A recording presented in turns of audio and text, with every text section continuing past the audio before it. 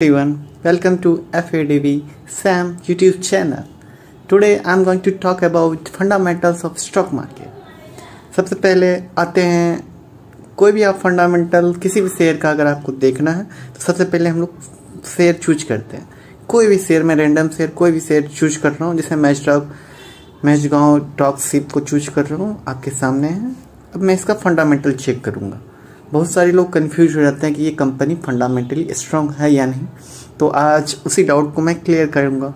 चलो पहले स्टार्ट करते हैं इनके फंडामेंटल से।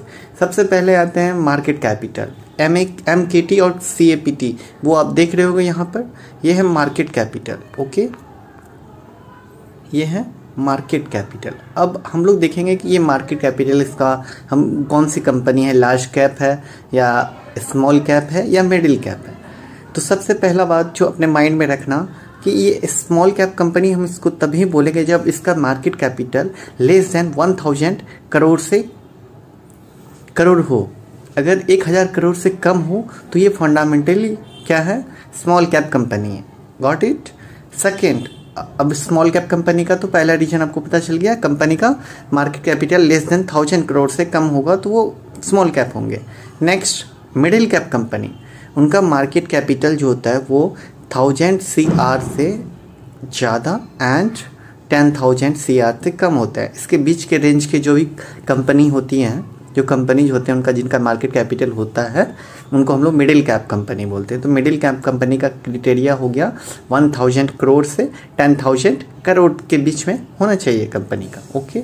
अब थर्ड थिंग्स जो आते हैं, लार्ज कैप कंपनी क्या होगा। लार्ज कैप का कंपनी का 10,000 CR से ऊपर है मार्केट कैपिटल तो वो लार्ज कैप कंपनी होगा। अब इस कंपनी का बात करूँ तो इनका मार्केट कैपिटल आपको देखने में लग रहे हुए क्या है, ये लेस देन और मोर देन, इनका देख लो आप 1,19,747 करोड़ है।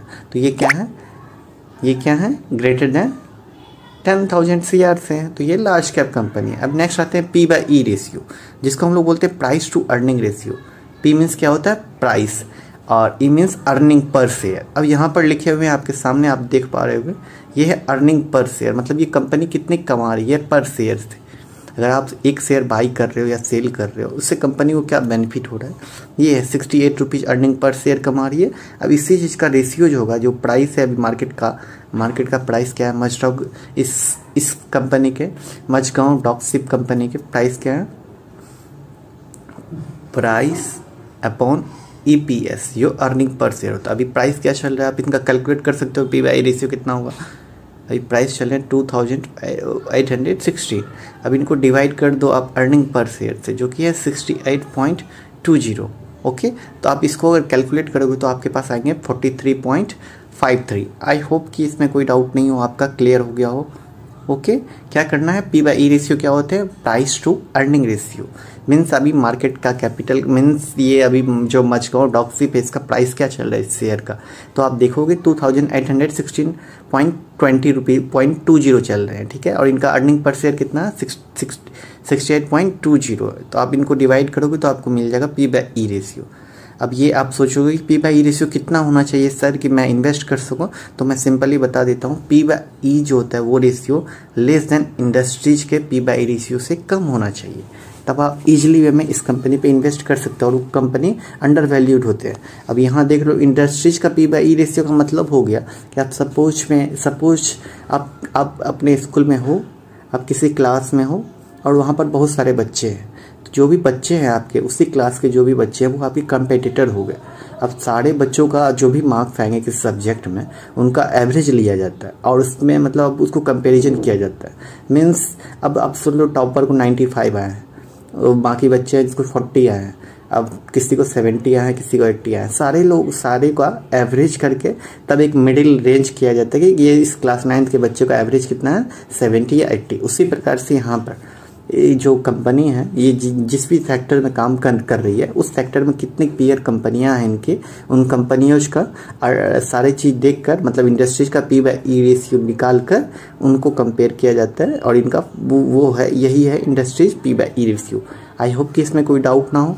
P/E रेशियो जो होता है ये कितना होना चाहिए, लेस देन इंडस्ट्रीज के P/E रेशियो से कम होना चाहिए, क्लियर। कोई डाउट है तो आप टेक्स्ट करना, I will reply him there, okay, I will reply you, okay. Next चलते हैं P बाय B रेशियो की तरफ। मैंने मार्केट कैपिटल बता दिया, next P by E ratio क्या होते हैं बता दिया, अर्निंग पर शेयर बता दिया, industries P by E ratio से कम होना चाहिए तो अंडर वैल्यूड कंपनी होती है। नेक्स्ट होता है P बाय B रेशियो। अब P बाय का B का मतलब होता है price to book value, company का प्राइस कितना है और उसका बुक वैल्यू क्या है। अब बुक वैल्यू आप कहोगे ये बुक वैल्यू क्या होता है, ये बुक वैल्यू ऑलरेडी मेंशन होते हैं तो आपको ज़्यादा टेंशन लेना नहीं है, ये बुक वैल्यू है। अब दोनों को आप डिवाइड कर दो, कंपनी का प्राइस कितना चल रहा है, अब प्राइस कैलकुलेट, प्राइस तो ऑलरेडी लिखे हुए, आपको कैलकुलेट करने की ज़रूरत भी नहीं है।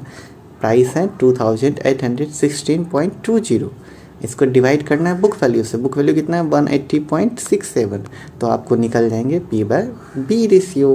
क्लियर, आई होप कि क्लियर हो, इसमें कोई डाउट नहीं हो। अब पूछोगे sir P by B ratio कितना होना चाहिए जो मैं इन्वेस्ट कर दूं कंपनी का, तो अगर ये P बाय B रेशियो जो होता है वो अगर लेस देन 1 है तो आप मतलब बहुत ज़्यादा अंडर वैल्यूड है कंपनी, तो आप इजी वे में P बाय B रेशियो जो है वो क्या होना चाहिए, लेस देन 1 होना चाहिए, ठीक है। अगर 1 से ज़्यादा है तो थोड़ा सा ओवर वैल्यूड होते हैं, लेकिन आप ये कंसिडर कर सकते हो, मतलब फिर फैक्टर देखना होगा। इसका 16 है तो अब तो बोलोगे सर ये बहुत ओवर वैल्यूड है, लेकिन इसके अलावा आपको सारी चीज़ देखकर, आपको एक ही चीज़ नहीं देखना, आपको P बाय E रेशियो क्या होना है, यहाँ देख लो, यहाँ पर ये पॉजिटिव रेड फ्लैग नहीं है, एक रेड फ्लैग मिला है आपको इस कंपनी में अभी तक। आगे चलते हैं नेक्स्ट, आई होप कि इसमें कोई डाउट नहीं हो आपका। All clear, all things clear. Next चलते हैं P by B ratio clear, industries P by E ratio clear, ये सारी चीज़ क्लियर है आपके, ओके। नेक्स्ट चलते हैं हम लोग रिटर्न ऑन इक्विटी, ये क्या है, ROE का मतलब होता है रिटर्न ऑन इक्विटी, ओके।